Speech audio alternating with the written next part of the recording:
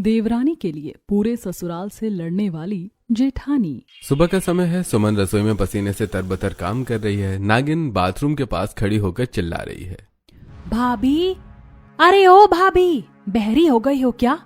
कितनी बार कहा था कि समर चलाकर मेरी बाल्टी भर देना, मेरी बाल्टी भरी कि नहीं? हाँ हाँ दीदी, आ रही हूँ, मैंने बाल्टी भर दी है, बस अभी समर बंद किया है, आप जाकर देखिए तो सही। अच्छा, तो जरा खुद देखना पानी ठंडा है कि गर्म। जैसे ही सुमन पास आती है, नागिन झटके से सुमन का हाथ पकड़कर पानी की बाल्टी में डाल देती है। माँ जी बचाओ, मेरा हाथ जल गया, दीदी छोड़िए। आया ना मजा, मैंने पहले ही गीजर से खौलता पानी भर लिया था, अब देखो मैं क्या करती हूँ। सुमन की आवाज सुनकर पूरा परिवार कमरे में आता है। नागिन तुरंत सुमन का हाथ छोड़कर खुद जोर जोर से रोने लगती है।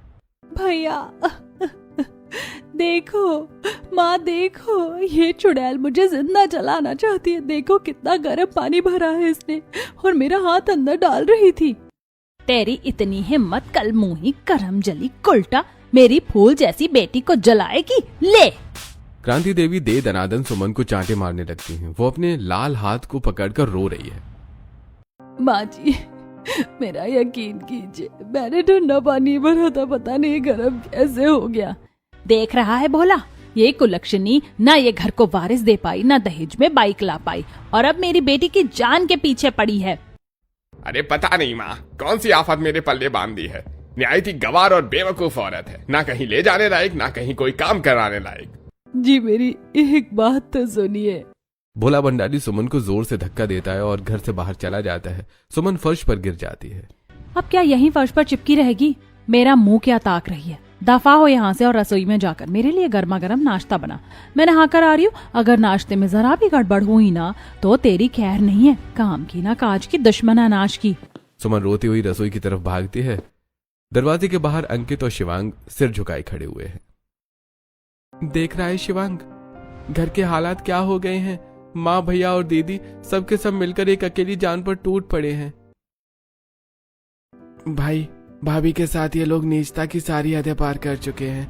दीदी ने जानबूझकर हाथ जलाया और इल्जाम भी भाभी पर लगा दिया। काश हम भाभी के लिए कुछ कर सकते। हमें कुछ तो सोचना होगा भाई, अगर आज हमने आवाज नहीं उठाई तो भाभी और उनकी बच्चियों का जीना हराम हो जाएगा। अंकित और शिवांग दोनों अपनी भाभी की हालत देखकर बेबस थे। वहीं सुमन नाश्ता लेकर कांपते हाथों से ट्रे लेकर हॉल में आती है। माँ जी, चाय ले लीजिए। रहने दे, चाय पिलाकर एहसान कर रही है क्या? इतनी गर्मी पड़ रही है, हलक सूख रहा है हमारा और तू चाय लेकर आई है। तेरे बाप के घर से एक फ्रिज तो आया नहीं कि हम ठंडा पानी पी सके। माँ जी, फ्रिज तो खराब पड़ा है, मैके से तो। क्रांति देवी चाय का घूंट भरती हैं और तुरंत कप सुमन की साड़ी पर फेंक देती हैं। थू, इतनी खौलती हुई चाय, मारना चाहती है क्या मुझे? कोड़ में खाज वाली हरकत कर दी तूने। पहले ही गर्मी से मर रहे हैं, ऊपर से ये गरम जहर पिला रही है। माँ जी, ये क्या किया आपने? हाथ जल गया तो रो रही है, यहाँ हमारे कलेजे जल रहे हैं, उसका क्या? फ्रिज में बर्फ जम नहीं रही, पानी मटके का भी गर्म है। अरे माँ, आप क्यों इतना गुस्सा कर रही हैं? भाभी का क्या कसूर? अगर फ्रिज खराब है, हमारे घर में किस चीज की कमी है? चलिए मैं और भैया जाकर आज ही नया फ्रिज ले आते हैं। और रईस की औलाद, तू लेकर आएगा फ्रिज? बाप के पैसों पर ऐश कर रहा है और बातें बड़ी बड़ी। पहले खुद 4 पैसे कमाना सीख, फिर अपनी इस लाडली भाभी के नखरे उठाना। जब तक ये अपने मायके से फ्रिज नहीं लाएगी तब तक इस घर में नया फ्रिज नहीं आएगा। भैया, क्यों माँ को कुछ समझा रहे हो? आपको पता तो है माँ हमेशा शेरनी बनकर खाने को दौड़ती हैं। क्या बोला तू? मैं शेरनी हूँ? अपनी माँ को ऐसे बोलेगा इस कलमुही के चक्कर में? चलिए भैया यहाँ से। शिवांग अंकित को लेकर वहाँ से चला जाता है। खड़ी खड़ी क्या अपना थोबड़ा देख रही है? जा जाकर बाकी घर का काम पूरा कर। पूरा घर कबाड़ बना दिया है, काम की ना काज की, दुश्मन अनाज की। माँ आप जाओ, मैं पोछा लगा देती हूँ। चल रिद्धि, बाल्टी लेकर आ।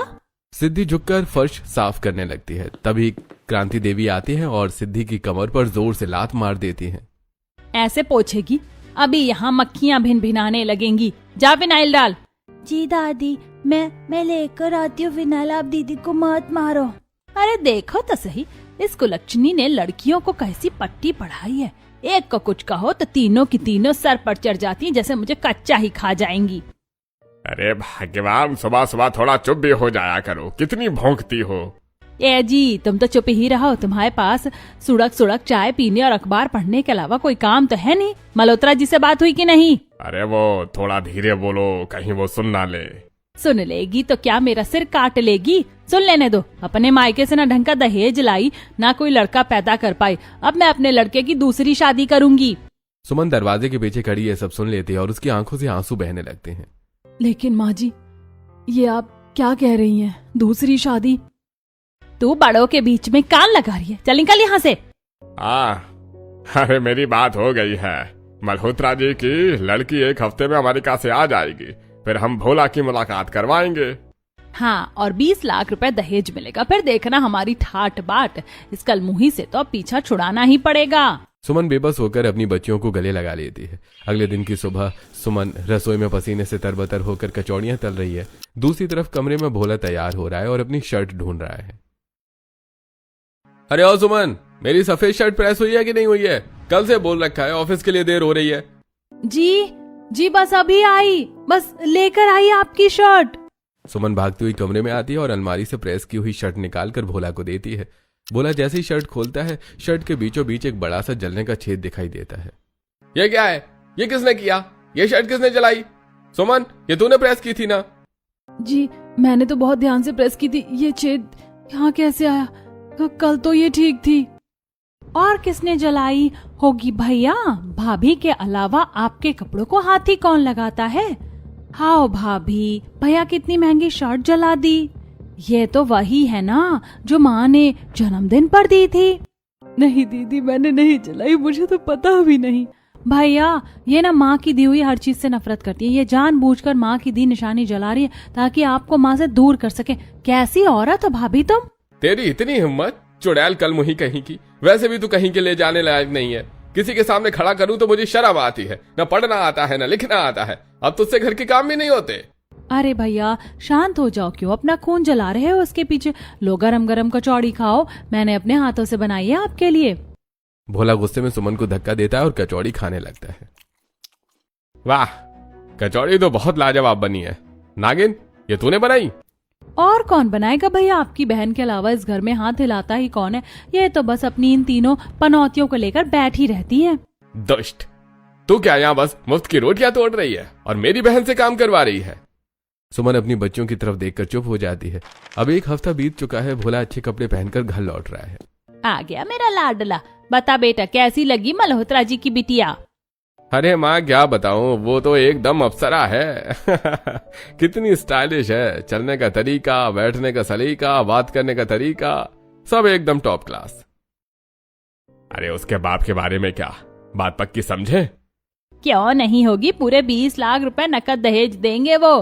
भोला बेटा, अगर तेरी उससे शादी हो गई ना तो हम लखपति बन जाएंगे। सच में माँ? 20 लाख? लेकिन माँ, इस सुमन का क्या करेंगे? इसे रास्ते से कैसे हटाएंगे? तो उसकी चिंता मत कर, मैंने सब सोच लिया है। बस 1-2 दिन रुक, उसे ऐसी लात मार कर निकालूंगी कि अपनी 3 पनौतियों के साथ दर दर की ठोकरें खाएगी। सुमन के देवर सारी बातें सुनकर एक दूसरे की तरफ देख रहे हैं। शिवांग, सुना है तूने? ये लोग भैया की दूसरी शादी के लिए भाभी को घर से निकालने की साजिश रच रहे हैं, वो भी सिर्फ 20 लाख रुपए के लिए। भाई, ये तो अनर्थ है। हमारे घर वाले कितने गिर सकते हैं, मैंने सपने में भी नहीं सोचा था। हम ये नहीं होने देंगे। हमें कुछ न कुछ करके इन सबको सबक सिखाना ही पड़ेगा। अगले दिन सुबह नागिन चुपके से रसोई में जाती है। दूध के पतीले से मोटी मलाई उतार कर मजे से खा रही है। फिर जानबूझकर थोड़ा सा दूध फर्श पर गिरा देती है और शोर मचाती है। माँ, भैया, जरा देखो तो इस मलाई चोर को। क्या हुआ लाडो, क्यों गला फाड़ रही है? देखो ना माँ, तभी मैं कहूँ कि हमें चाय इतनी पतली क्यों मिलती है? भाभी सारा मलाई वाला दूध खुद पी जाती है, चोर कहीं की। नहीं माँ जी, मैंने तो मलाई छुई तक नहीं। अच्छा, तो क्या मैंने मलाई खाई? माँ देखो, चोरी और ऊपर से सीना जोरी। करमजली कल्टा कलमोही, अभी तक तो तू हमारी छाती पर मूंग दल रही थी, अब चोरी भी करेगी? क्रांति देवी फिर से एक बार सुमन को चांटा मारती है और गुस्से में बड़बड़ाती हुई रसोई से चली जाती है। वहीं दूसरी तरफ नागिन चुपके से भोला के पर्स से 100 का नोट निकालती है और सुमन को बड़ी बेटी सिद्धि के हाथ में थमा देती है। ले लाडो, ये ले पैसे, जा अपनी बहनों के साथ जाकर ढेर सारी चॉकलेट और चीज ले आ। बच्चियां खुश होकर बाहर से सामान ले आती हैं। तभी नागिन भोला को हाथ पकड़कर बाहर ले आती है। भैया देखो देखो अपनी लाडलियों को, हाथ में क्या है इनके? 100 रुपए का नोट। भाभी शर्म नहीं आती आपको? बच्चों को चोरी करना सिखा रही हो। मेरा 100 रुपए का नोट गायब है। सुमन, तेरी इतनी हिम्मत, तूने मेरे पर्स से पैसे चुराए? नहीं जी, मैंने पैसे नहीं लिए। झूठ, सफेद झूठ बोल रही है भैया। एक तो ये 3 मनहूस पैदा कर दिए, ऊपर से उन्हें घर में डकैती डालना सिखा रही है। कल मोही हमारे घर को लूट लेगी तू, तेरे हाथ काट देने चाहिए। तू कहीं जाकर मर क्यों नहीं जाती? क्रांति देवी फिर से सुमन के ऊपर थप्पड़ों की बारिश कर देती हैं। यार अंकित, समझ में नहीं आ रहा है, 2 दिन से माँ और दीदी के अत्याचार ज्यादा ही नहीं बढ़ गए हैं? भैया मुझे तो कुछ दाल में काला लग रहा है, ये दोनों मिलकर जरूर कुछ न कुछ बहुत बड़ा करने वाली हैं। अंकित और शिवांग दोनों को अपनी माँ और बहन पर शक होता है और अगले दिन की सुबह क्रांति देवी अचानक सोफे पर हाथ पैर पटकने लगती है। नागिन उनके पास बैठकर छाती पीट रही है। हाय राम, मैं तो मर गई रे, कोई बचाओ, मेरा जी घबरा रहा है, चक्कर आ रहे हैं। हे भगवान, मेरा ब्लड प्रेशर बढ़ गया है। हाय राम, माँ को क्या हो गया? माँ आंखें खोलो। अरे ओ कल मोही खड़ी खड़ी क्या तमाशा देख रही है? जाकर फ्रिज से ठंडा पानी लेकर आ, माँ की घबराहट बढ़ रही है। जी दीदी, अभी लाती हूँ। सुमन रसोई में भागती है और फ्रिज से पानी लेकर आती है। लीजिए माँ जी, पानी पीजिए। तू मुझे मारना चाहती, इतना खौलता हुआ पानी पिलाएगी इस हालत में? तू चाहती है मेरा दम निकल जाए?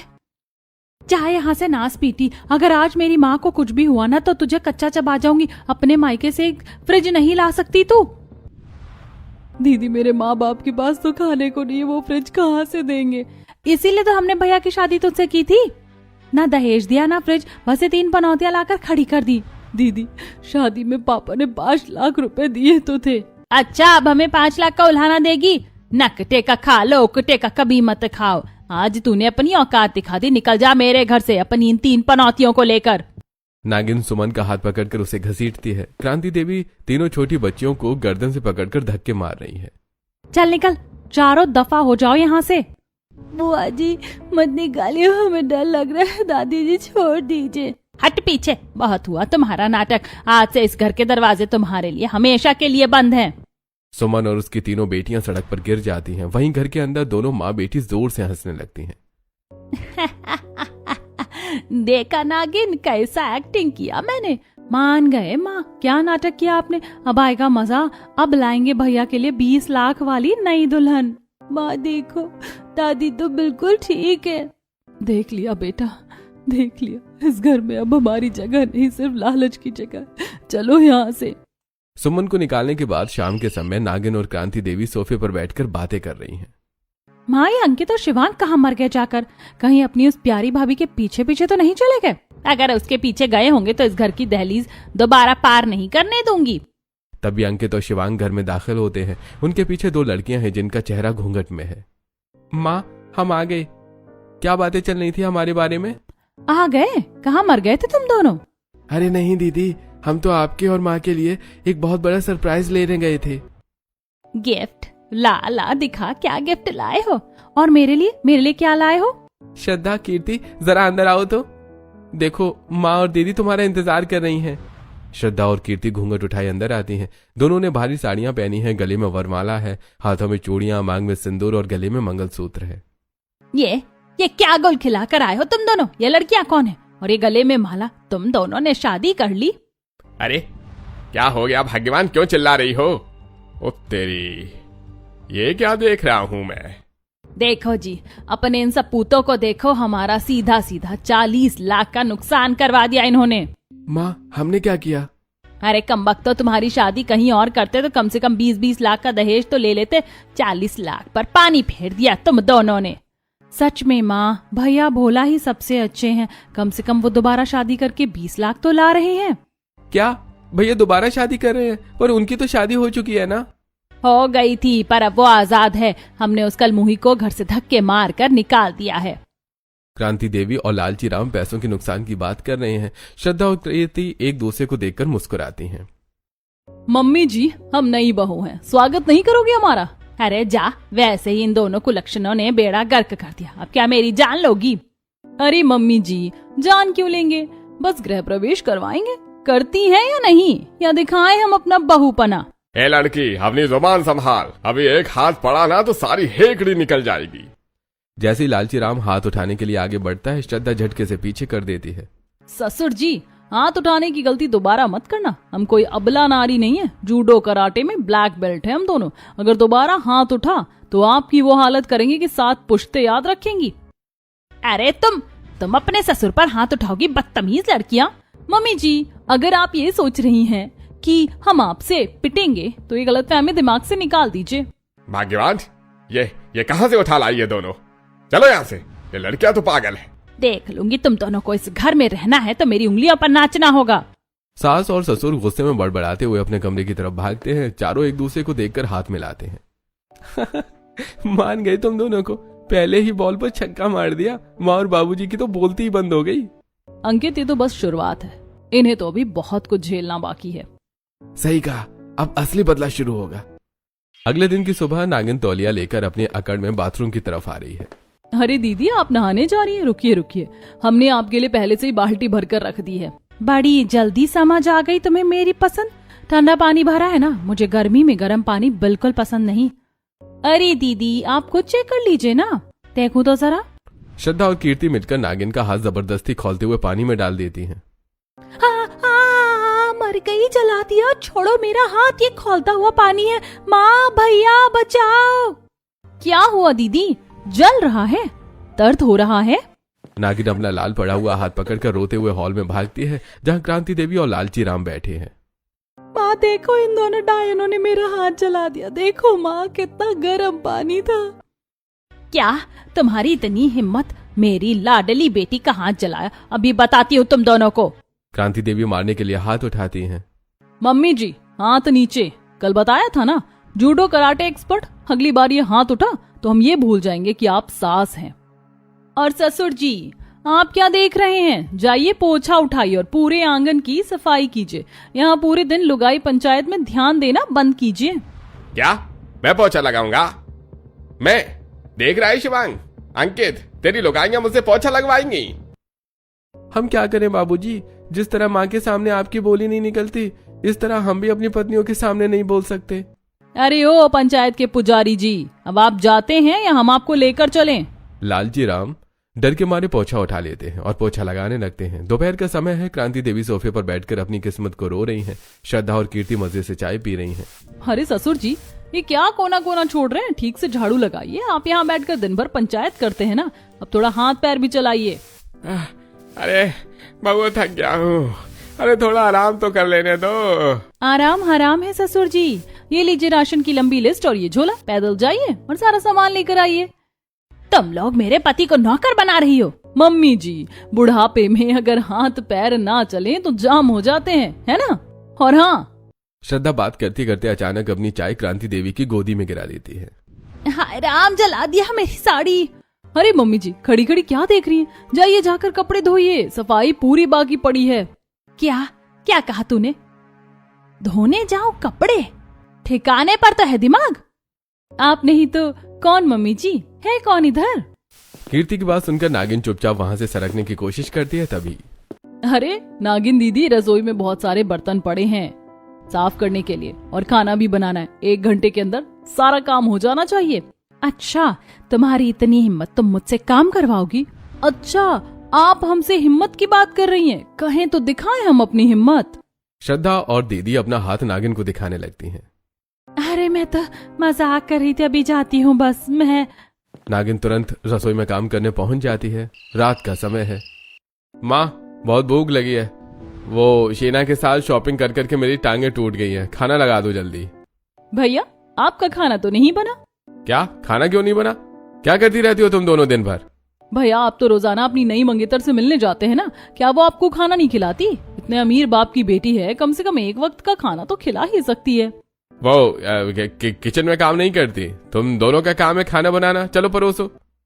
श्रद्धा एक गरम समोसा उठाकर जबरदस्ती भोला के मुंह में ठूंस देती है। ये लीजिए समोसा खाइए और जुबान कम चलाइए। अब से आपको खाना चाहिए तो बाहर से खा कर आइए।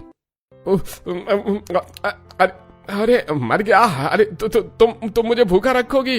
अरे क्यों, हम कौन होते हैं आपको खाना खिलाने और ना खिलाने वाले? आपकी लंदन वाली है ना, वही काफी है। श्रद्धा और प्रीति हर रोज भोला भंडारी को खाना खाने ही नहीं देती। और 3 दिन बाद दीदी, जेठ जी तो 3 दिन से भूखे हैं। अभी तो बस शुरुआत है कीर्ति, आगे आगे देखो होता है क्या। कुछ दिन ऐसे ही गुजरते हैं। श्रद्धा और कीर्ति ने पूरे परिवार का जीना हराम किया हुआ था। एक दिन भोला बेहाल गंदे कपड़ों में फूट फूट कर रोते हुए अंकित और शिवांग को अपनी कहानी सुना रहा है। अरे छोटे, मैं तो बर्बाद हो गया। जिसे मैं हीरा समझ रहा था वो तो पत्थर निकली। अरे वो मुझे अपने कुत्ते टाइसन से भी गया गुजरा समझती है। आज सुबह शीना एक हाथ में कुत्ते की चेन भोला को थमाती है और खुद अपने बॉयफ्रेंड रॉकी की कार में बैठकर चली जाती है। भोला डार्लिंग, रॉकी को पोटी करा देना और नहला भी देना। शीना, अरे मैं तुम्हारा मंगेतर हूँ। अरे कोई नौकर नहीं है जो तुम मेरे साथ ऐसा कर रही हो। ओह डार्लिंग, शादी के बाद तो ये सब तुम्हें ही करना है। वैसे मेरे गंदे कपड़े पड़े हुए हैं, उन्हें लॉन्ड्री पर दे देना और मेक श्योर मुझे डिस्टर्ब मत करना। आज रात में रॉकी के साथ हूँ। डायसन का ख्याल रखना। क्या? अंकित, शिवांग, मुझे समझ नहीं आ रहा मैं क्या करूं। माँ बाबूजी चाहते हैं मैं उससे शादी करूं, लेकिन वो मेरी हालत नौकरों से भी ज्यादा बदतर कर देगी। अरे भैया, तो आप मना क्यों नहीं कर देते? अरे आज मुझे अपने कर्मों का अफसोस हो रहा है। मैंने माँ और दीदी के कहने पर बेचारी सुमन के साथ न जाने क्या क्या किया। पता नहीं वो जिंदा भी होगी या नहीं। और मेरी बच्चियां। भोला को अपने किए पर पछतावा होता है और वो फूट फूट कर रोने लगता है। उसी समय नागिन फर्श पर बैठी है। श्रद्धा और कीर्ति ने उसके सामने ढेर सारे गंदे कपड़े और बर्तन रख दिए हैं। दीदी, ये सारे कपड़े धोइए और रगड़ रगड़ के साफ करिए। मुझसे नहीं होगा, मेरी कमर टूट रही है। माँ बचाओ मुझे। चुप, आवाज निकाली तो याद रखना आज रात का खाना भी नहीं मिलेगा। नागिन डर की वजह से सारा काम करने लगती है। वही लालची राम जी रोज ही बर्तन मांज रहे हैं और सास खड़ी होकर देख रही है। ससुर जी, बर्तन चमकने चाहिए। और मम्मी जी, आप क्या देख रही हैं? जाइए चूल्हा जलाइए। आज हम लोग गैस की नहीं चूल्हे की रोटियां खाएंगे। लेकिन बहू बहुत गर्मी है, ऐसे में चूल्हे की रोटियां। क्यों, क्या हुआ माँ जी? आपको भी गर्मी लगती है? वैसे अगर 2 दिन खाना पानी ना मिले तो कैसा लगता होगा? नहीं नहीं बहू, मैं भूखी नहीं रह पाऊंगी। अभी जाकर मैं चूल्हा जलाकर रोटियां बनाती हूँ। श्रद्धा और कीर्ति अपने ससुराल वालों को सबक सिखाने के लिए इसी तरह उन्हें परेशान करती रहती है। कुछ दिन बाद नागिन बहुत सज धज कर बैठी है। उसके लिए नाश्ता आया है। देखिए भाई साहब, मेरी लाडो साक्षात लक्ष्मी है जो घर में आएगी खुशियां भर देगी। खुशियां तो भर देगी मम्मी जी, पर भाई साहब अगर दीदी ने शादी के बाद सिर्फ लड़कियां पैदा की तो आप इन्हें घर से तो बाहर नहीं निकालेंगे ना, क्योंकि हमारे घर में तो यही रिवाज है। इन्होंने अपनी बड़ी भाभी को 3 बेटियों की वजह से धक्के मारकर सड़क पर फेंक दिया था। क्या, बहू को घर से निकाल दिया बेटियों की वजह से? हाँ, और इतना ही नहीं, ये अपने बड़े बेटे की दूसरी शादी भी 20 लाख रुपए के लालच में करवा रहे हैं। अरे आप लोग अपने बेटे को 20 लाख रुपए में बेच रहे हैं और हमारे लड़के से बिना दहेज के रिश्ता जोड़ने चले थे। नहीं, ये सब झूठ बोल रही है, ये हमें फंसा रही हैं। झूठ? दीदी, अभी मोहल्ले वालों को बुलाऊं क्या? जी, ऐसी सोच वाले लोगों के यहाँ हम पानी भी ना पिए। चलो जी यहाँ से। लड़के वाले रिश्ता ठुकरा कर चले जाते हैं। नागिन जमीन पर बैठकर सिर पीट रही है। तुमने मेरा रिश्ता तोड़वा दिया, मेरा घर बसने से पहले ही उजाड़ दिया। हमने नहीं दीदी, आपके अपने कर्मों ने आपका रिश्ता तोड़ा है। अब देखिए मम्मी जी, जब तक 20 लाख नहीं होंगे आपके पास, आपकी लाडो कुंवारी बैठी रहेगी। तीनों मातम मना रहे होते हैं। दोपहर में क्रांति देवी सोफे पर बैठी गर्मी में बेहाल है। उसका गला सूख रहा है। बाहू, बहुत प्यास लगी, थोड़ा ठंडा पानी पिला दे, जी घबरा रहा है मेरा। अरे मम्मी जी, ये लीजिए पानी पीजिए। श्रद्धा जबरदस्ती क्रांति देवी के मुंह से लोटा लगा देती है। जल गई, मेरा मुंह जल गया। तुम मुझे मार डालना चाहती हो? अरे मम्मी जी, अभी तो सिर्फ गर्म पानी पिया है, अभी तो गरम गरम खाना बाकी है। कीर्ति जबरदस्ती एक चम्मच गरम सब्जी उनके मुंह में ठूसने की कोशिश करती है। क्रांति देवी छटपटा जाती हैं। बाबू, मेरा सिर फटा जा रहा है, 1 कप कड़क चाय पिला दो, भगवान तुम्हारा भला करेगा। ये लीजिए मम्मी जी, आपकी स्पेशल चाय। ये क्या है, तो बर्फ जैसी ठंडी है। चाय भी कहीं ठंडी पी जाती है। क्यों मम्मी जी, इतनी गर्मी में आपको गर्म चाय कहाँ अच्छी लगती है? आप तो ठंडी चीजें पसंद करती हैं ना। अब चुपचाप ही ठंडी चाय पीजिए, वरना कल से ये भी नसीब नहीं होगी। मुझे माफ कर दो, मैं समझ गई ये सब मेरे पापों का फल है। तभी भोला घर के अंदर लड़खड़ाते हुए आता है। उसके गाल पर थप्पड़ का लाल निशान है। वो बुरी तरह से रो रहा है। अरे माँ, मैं तो कहीं मुंह दिखाने लायक नहीं रहा। अरे वो शीना तो कलंकिनी निकली। उसने मुझे सबके सामने थप्पड़ मारा और अपने बॉयफ्रेंड के साथ चली गई। क्या? अरे बेटा, क्या हुआ? तू उदास क्यों है? जल्दी से शादी की तारीख पक्की कर, हमें तो उन 20 लाख रुपयों से मतलब है। एक बार पैसे आ जाए फिर हम चैन से रहेंगे। अरे कौन से 20 लाख माँ, आपको अपने बेटे से ज्यादा पैसों की पड़ी है। छी, अरे नहीं करनी मुझे वो शादी। क्या मैं आपको कोई सामान दिखता हूँ जिसकी आप बोली लगाते हैं? अरे पर वो तो रईस खानदान की है। अरे खाक रईस है वो। अरे वो मुझे इंसान नहीं कुत्ता समझती है, मेरे सामने ही उसके साथ गुलछर्रे उड़ाती है। भोला गुस्से में दंदनाता हुआ अपने कमरे में चला जाता है और अपना बैग पैक करने लगता है। तभी कमरे के बाहर से सास, ससुर और नंद आपस में धीरे धीरे बातें कर रहे हैं। अरे माँ, हमने बेकार में सुमन को निकाला, कम से कम वो काम तो करती थी। पता नहीं वो और उसकी 3 पनौतियां जिंदा भी होंगी या नहीं। मम्मी जी, हमने आपकी सारी सच्चाई इस फोन में रिकॉर्ड कर ली है। कैसे आपने भाभी को दहेज के लिए प्रताड़ित किया और घर से निकाला। और रिकॉर्डिंग सिर्फ हमने ही नहीं सुनी, बल्कि पुलिस भी आ रही है। तभी बाहर सायरन बजता है और 2 पुलिस वाले अंदर आते हैं। क्रांति देवी, नागिन और लालची राम कौन है? दहेज उत्पीड़न के जुर्म में आप सबको थाने चलना होगा। नहीं पुलिस नहीं, बहू हमें बचा लो, हमसे बहुत बड़ी गलती हो गई। हम सुमन को वापस ले आएंगे, बस पुलिस को वापस भेज दो। जब पुलिस क्रांति देवी को पकड़ने लाती है तो वो एकदम पागलों की तरह घर के अंदर भागती है और एक हाथ में शीशी लेकर बरामदे में खड़ी हो जाती है। बस अब बहुत हो गया, मैं जेल नहीं जाऊंगी, आज मैं अपनी जान दे दूंगी। क्रांति देवी शीशी मुंह से लगाने की कोशिश करती है। अरे साहब, ये सब इन दोनों की गलती है, मुझे तो इन्होंने ही उकसाया था, मेरा इस सबसे कोई हाथ नहीं है। मुझे भी इस घर में नहीं रहना। माँ ने मेरी बुद्धि भ्रष्ट की थी, माँ के लालच ने मुझे अंधा कर दिया, मुझे माफ कर दो। क्रांति देवी और लालची राम घुटनों के बल बैठकर नई बहुओं के पैरों में गिर जाते हैं। हमारे पैर में गिरकर क्या होगा मम्मी जी? अगर असलियत में पछतावा है तो उनके पैरों में गिरिए जिनका घर आपने उजाड़ा है। भाभी आप अंदर आ जाइए। सुमन अपनी 3 बेटियों के साथ अंदर आती है। भोला उन्हें देखते ही उनके पैरों में गिर जाता है। सुमन मुझे माफ कर दो, मैं उस 20 लाख की चकाचौंध में अंधा हो गया था। माँ, बाबूजी, आपने मुझे जिस लड़की के हाथों बेचना चाहा था वो मुझे इंसान तक नहीं समझती थी। जब से तुम गई थी मुझे एक वक्त का खाना तक नसीब नहीं हुआ। अब मैं इस घर में नहीं रहूंगा। सुमन चलो, अब हम अपना अलग घर बसाएंगे।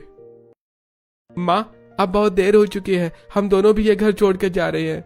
हमें ऐसी माँ के साथ नहीं रहना जिसकी वजह से हमारे घर की लक्ष्मी को दर दर की ठोकरें खानी पड़ी। बेटा रुक जाओ, मैं सुधर जाऊंगी, मैं अब कभी लालच नहीं करूंगी। और हाँ मम्मी जी, ये कोई पुलिस नहीं थी, ये सब नाटक था आपकी अकल ठिकाने लगाने के लिए। पर अब आपके बच्चे आपसे अलग रहेंगे ताकि आपको अपनी गलती का एहसास हर रोज हो। उसी समय घर के बाहर एक गाड़ी रुकती है और श्रद्धा और कीर्ति के पिता अंदर आते हैं। अब बहुत हुआ बेटियों, तुम्हारा काम खत्म हुआ, अब ड्रामा बंद करो और अपने घर चलो। कौन है आप और ये लड़कियां आपके साथ क्यों जा रही हैं? मम्मी जी, ये हमारे असली पिता हैं और हम आपकी बहुएं नहीं, आपके बेटों की कॉलेज मेट्स हैं। जब अंकित और शिवांग ने हमें बताया कि आप लोग बड़ी भाभी को दहेज और बेटियों के लिए प्रताड़ित कर रहे हैं तो हमने उनकी मदद करने का फैसला किया। हमने ये नाटक इसलिए रचा ताकि आप लोगों को एहसास हो सके कि आप क्या खो रहे हैं। जैसे ही लड़कियां अपने पिता के साथ बाहर जाने लगती हैं, अंकित और शिवांग दौड़कर उनका हाथ रोक लेते हैं। रुको श्रद्धा, माना कि ये सब एक नाटक से शुरू हुआ था, लेकिन इस दौरान हम सच में तुमसे प्यार करने लगे हैं। क्या तुम सच में मेरी जीवन संगिनी बनोगी? कीर्ति, हम वादा करते हैं कि हम तुम्हें इस घर में नहीं रखेंगे जहां औरतों की इज्जत नहीं होती। हम अलग रहेंगे जहां सिर्फ प्यार और सम्मान हो। मुझे अंकित और शिवांग पर पूरा भरोसा है। अगर मेरी बेटियां राजी हैं तो मुझे कोई ऐतराज नहीं है। तीनों भाई भोला, अंकित और शिवांग अपने अपने बैग लेकर बाहर निकलते हैं। क्रांति देवी, लालची राम और नंद अकेले खड़े रह जाते हैं। माँ जी, आज मेरा मन भर आया है। मुझे दुख नहीं है कि मैं घर छोड़ रही हूँ, मुझे खुशी है कि मुझे ऐसी देवरानियां मिली। सुमन श्रद्धा और कीर्ति के गले लग जाती है। माँ जी, मुझे ऐसी देवरानियां कहाँ मिलेंगी जहाँ देवरानियां अपनी जेठानी का बदला लेने के लिए पूरे ससुराल से भड़ गई। भगवान ऐसी देवरानियां हर किसी को दे। और क्या आप लोगों के पास भी हैं ऐसी देवरानियां? अगर हाँ तो कमेंट में बताइए। और अगर आप जानना चाहते हैं कि हमारी कहानी में आगे क्या हुआ तो कमेंट में पार्ट 2 जरूर लिखें। तीनों जोड़े अपनी बेटियों को लेकर घर से बाहर निकलते हैं। क्रांति देवी अकेलेपन में फूट फूट कर रोती है।